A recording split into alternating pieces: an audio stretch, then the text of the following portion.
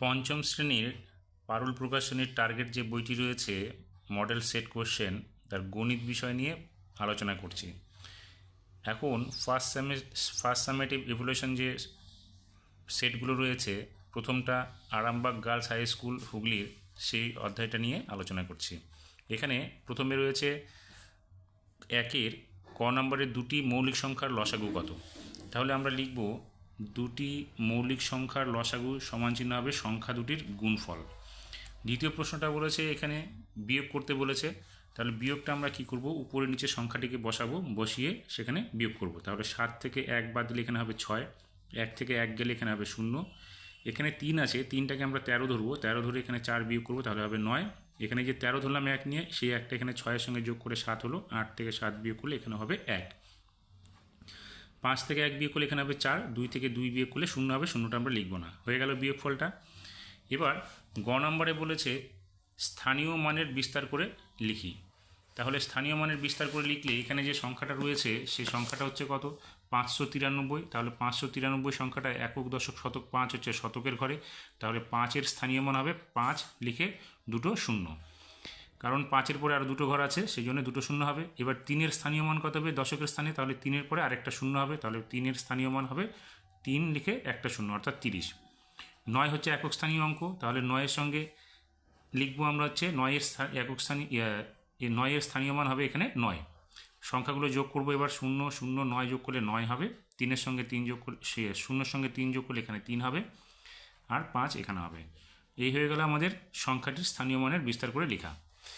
ঘ নম্বর প্রশ্নে বলেছে 420 মিনিট সমানচিহ্ন কত ঘন্টা। আমরা কি জানি 1 ঘন্টা সমানচিহ্ন 60 মিনিট, তাহলে আমরা মিনিট থেকে এটাকে ঘন্টা প্রকাশ করব। এবার 60 দিয়ে আমরা 420কে ভাগ করব।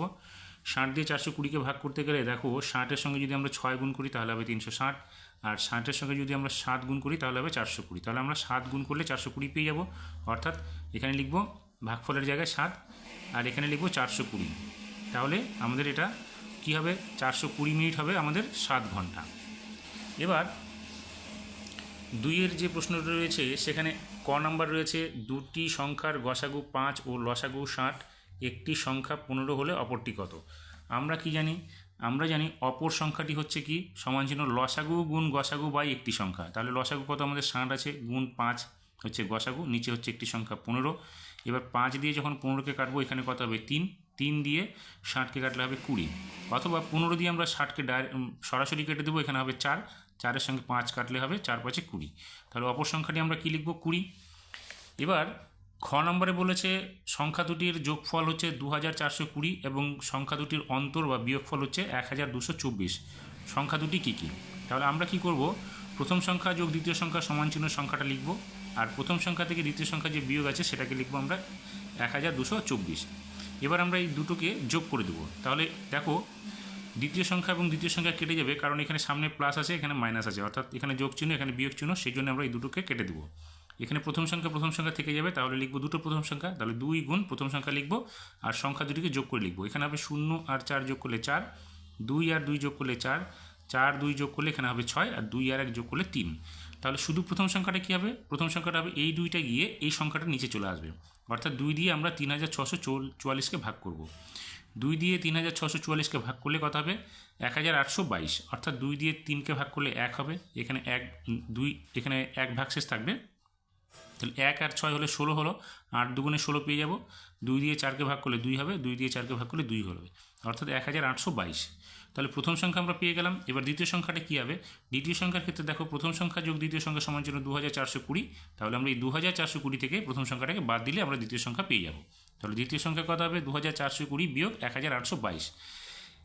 এই 2420 থেকে 1822 বিয়োগ করলে হবে 598, অর্থাৎ দ্বিতীয় সংখ্যাটা আমরা পেয়ে গেলাম। গ নম্বরে বলেছে দেখো 3টে ঘন্টায় একসঙ্গে বাজার পর যথাক্রমে 15, 20, 25 সেকেন্ড অন্তর বাজে, কতক্ষণ পরে ঘন্টাগুলো আবার একসঙ্গে বাজবে। তাহলে আমরা কি করব, এই যে সংখ্যা 3টি আছে সেই সংখ্যা 3টিকে আমরা লসাগু করব। তাহলে 15, 20 এবং 25 নিয়ে নিলাম। এবার এই যে 3টে সংখ্যা আছে দেখো 5 দিয়ে 3টে সংখ্যাকে ভাগ করতে পারবো, তাহলে 5 দিয়ে ভাগ করলে এখানে হবে 3, 5 দিয়ে 20কে ভাগ করলে 4, 5 দিয়ে 25কে ভাগ করলে 5। তাহলে এবার লসাগু কী হবে, এই সংখ্যাগুলোর গুণ করে দিতে হবে, অর্থাৎ গুণ করলে দেখো 5 3 15, 4 15 60 এবং 5 60 কত হবে 300, তাহলে এখানে হবে 300 সেকেন্ড হবে এটা। আর 300 সেকেন্ড মানে কত? 300 সেকেন্ড মানে হচ্ছে 5 মিনিট, অর্থাৎ ঘড়িগুলি 300 সেকেন্ড বা 5 মিনিট পর আবার একসঙ্গে বাজবে। এখন 3-এর ক নম্বরে দেখো বলা আছে, দেবব্রতবাবু তার 6 মাসের আয় দিয়ে 7 মাসের খরচ চালান। তার মাসিক খরচ 12,270 টাকা হলে মাসিক আয় কত? তাহলে দেখো 7 মাসের খরচ তা হচ্ছে 6 মাসের আয়, অর্থাৎ এখানে মাসিক খরচটা দেওয়া আছে 12,270, তাহলে আমরা 7 দিয়ে এটাকে গুণ করব, গুণ করে যেটা গুণফল হবে সেটাকে আমরা 6 দিয়ে ভাগ করলে আমরা মাসিক আয়টা পেয়ে যাব। তাহলে আমরা কী করলাম, 12,270কে 7 দিয়ে গুণ করব, সেক্ষেত্রে 7 শূন্য শূন্য, 7 7 49-এর 9, হাতে থাকবে 4, 7 দুগুণে 14, আর 4 কত হবে 18, হাতে থাকলো 1, 7 দুগুণে 14, আর একে 15-র 5, হাতে থাকলো 1, 7 একে 7, আর একে 8, অর্থাৎ 85,890 হলো আমাদের 7 মাসের মোট খরচ। এবার এটাকে আমরা 6 দিয়ে ভাগ করে দেবো। তাহলে 6 দিয়ে ভাগ করতে গেলে এখানে আছে 8, একটি অঙ্ক সংখ্যা দিয়ে একটি অঙ্ক সংখ্যাকে ভাগ করবো, তাহলে 6 একে 6 হলো, এখানে বাজবে 2, 5 নামলো, 4 6 24 হলো, 25 থেকে মানে 5 থেকে 4 বাদ দিলে 1 হবে, পরের সংখ্যা 8 নামলো, 3 6 18 মিলে গেল। এখন এখানে 9 নামলো, 6 একে 6 হবে, 9 থেকে 6 বাদ দিলে 3 হবে, পরবর্তী শূন্য সংখ্যাটা এখানে চলে আসলো, 5 6 30 হবে। তাহলে আমরা কত দেখতে পেলাম, 14,315। এই হবে এটা আমাদের প্রতি মাসের আয়। তাহলে প্রতি মাসের আয় কী হবে লিখবো, তার প্রতি মাসের আয় হচ্ছে 14,315 টাকা। এবার শেষের অঙ্কটা কি বলেছে, 75 লিটার কেরোসিন তেল, 25 লিটার পেট্রোল সমান মাপের টিনে এমনভাবে ভর্তি করে রাখতে হবে যাতে দু প্রকার তেল মিশে না যায়। কমপক্ষে কতগুলি টিনে তা করা যাবে, প্রতি টিনে কত লিটার তেল ধরবে। তাহলে আমরা কী করবো, এই সংখ্যা দুটির ভাগ প্রক্রিয়া গসাগু বের করে ফেলবো। তাহলে ভাগ প্রক্রিয়া গসাগু বের করতে গেলে 25 দিয়ে 75কে ভাগ করবো, সেক্ষেত্রে 25 দিয়ে 75কে ভাগ করলে ভাগফল হবে 3, 3 25-এ 75 হবে। তাহলে আমরা দেখতে পাচ্ছি যে তাদের গসাগু কত, 25। তাহলে প্রতি টিনে 25 লিটার করে তেল ধরবে। আর কমপক্ষে কতগুলো টিন লাগবে, দেখো পেট্রোলের জন্য হচ্ছে 25 লিটার ছিল, তাহলে 25 লিটার একটি টিনে হয়ে যাবে। আর 75 লিটার ছিল কেরোসিন, তাহলে 25 দিয়ে 75কে ভাগ করলে ভাগফল হচ্ছে 3, অর্থাৎ 3টি টিন লাগবে কেরোসিনের ক্ষেত্রে।